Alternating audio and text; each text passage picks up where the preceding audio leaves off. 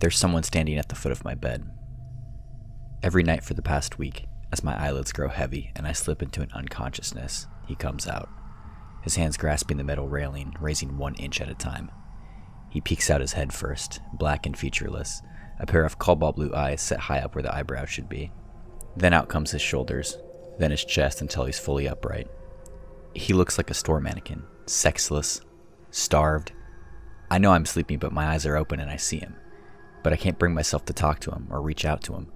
The gaunt man just stands there, his eyes transfixed to mine, his breathing shallow and ragged. On Monday, the gaunt man reached out a thin hand with long fingers and pulls back the sheets covering my legs. He drags his fingers across my heels or up the soles of my feet, leaving long trails of red that stain my sheets. It felt like a nightmare, the kind you can't wake yourself out of. Tuesday, I caught a glimpse of him in my bedroom mirror. His back was the same as his front. His cobalt blue eyes found me in the dark room and just watched me as I slept. He dragged his fingers across my legs, all the way down to my toenails, scratching them. There's always pain in the morning. There's blood on the sheets, scabs on my legs. He loves mirrors. This I know. He likes to look at himself when he comes out from under the bed. Wednesday, he just stood and stared at his own reflection, as if he were in love with it. His front, though. His front stays fixed at me. Thursday, his eyes moved, shifted across his face until they were in just the right place. When this was done, he crawled into the bed beneath the covers and laid beside me. The way he felt when my hand brushed his skin, it made me think of rotted shellfish in a freezer drawer. Friday morning, he was gone. My feet were a bloody mess. Just trying to stand up felt like a dozen needles running through the soles of my feet. I saw him in the puddle I made on the floor. Don't ask me how I could tell. But he looked like he was smiling. I went to see a doctor about it. He sent me to a shrink. I've showered 3 times already, but I still smell like rotten shellfish. Friday night, he was leaning over me as I slept. He looks proper now. Bit round in the waist, same as me. Saturday morning, I missed the appointment with the shrink. It's hard to type now that he's in my monitor's reflection. He's dragging his fingers across the back of my hands, up my arms, all the way to my shoulders. I can't see the letters all that well. My eyes are all wrong. He's fading now, but from the creaking of the boards in the next room, I know he's in the bed. Don't ask me how I know. But it's his bed now. Tomorrow he'll be in my rearview mirror. Come Monday, I'll be the one standing behind him as he looks at his reflection in the bathroom stalls. I look at my reflection. My eyes are cobalt blue.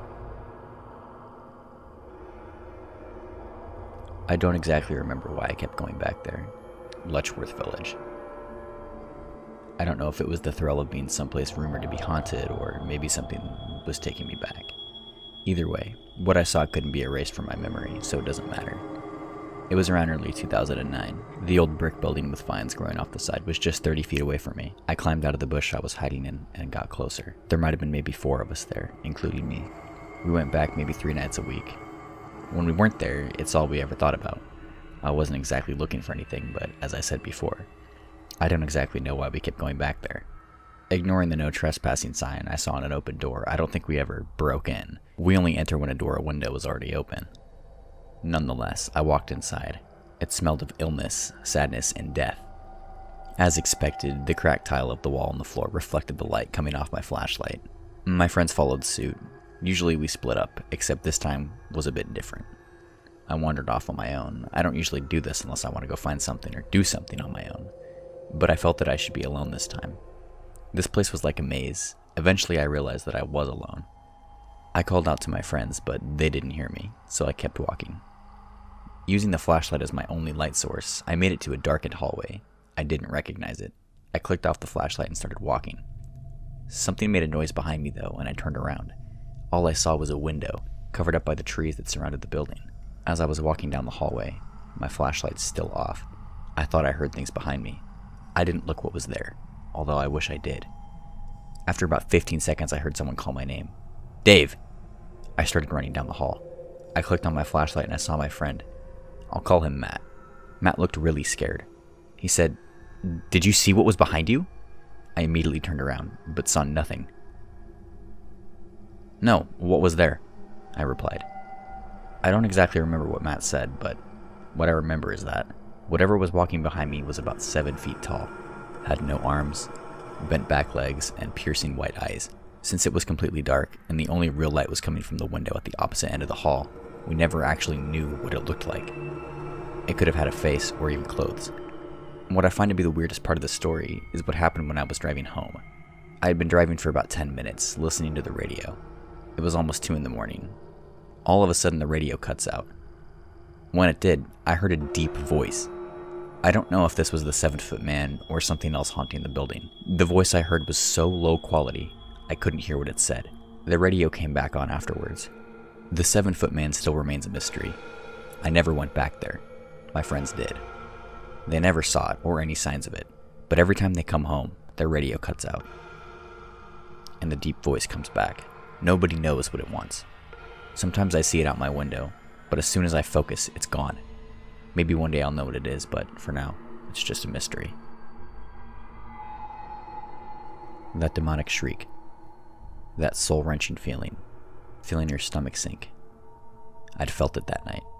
Felt it every night, and I feel it this present moment, as well as every time I look back to what happened. Long story short, as a teen, I would take any kind of insipid job offer, from mowing lawns to washing cars in the neighborhood, just to earn a little extra cash of my own.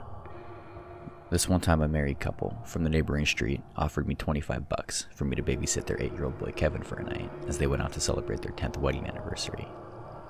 I thought fair enough and took the offer. Initially, things were nothing to write home about, since as it turned out, the little brat was actually a rather kind-mannered and well-behaved lad, so it wasn't a huge challenge to keep him entertained. It's a natural talent of mine. I know this comes off a tad braggart, but it's true. I've never found it particularly difficult to captivate children's attention, but I really only have my father to thank, as I inherited his unparalleled talent to entertain the younglings. God rest his soul. After about the 10th round of Uno, watching the SpongeBob SquarePants movie and causing him major mental fatigue with my world-class Mind Freak logic games, he asked me if we can play a simple game of hide-and-seek before bedtime, to which I obliged.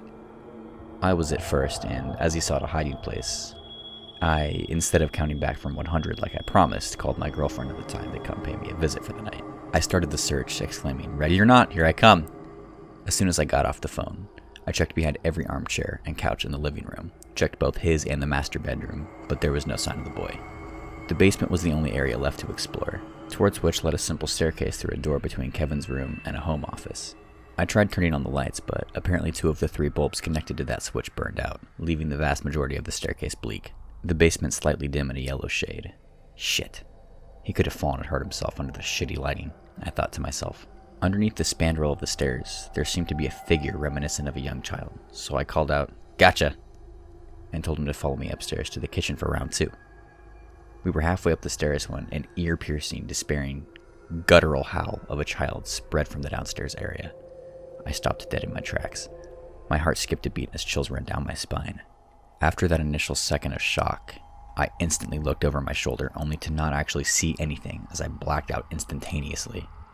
I was found by my girlfriend an hour later from that point on, along with half a dozen police officers investigating the scene.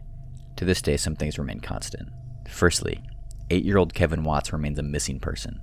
The parents remain heartbroken, and I still cannot recall what I saw then and there. Every night I wake up in a cold sweat, at that part there, before I have time to process the thing I saw. I do know for certain, however, that whatever it wasn't human. Surely not.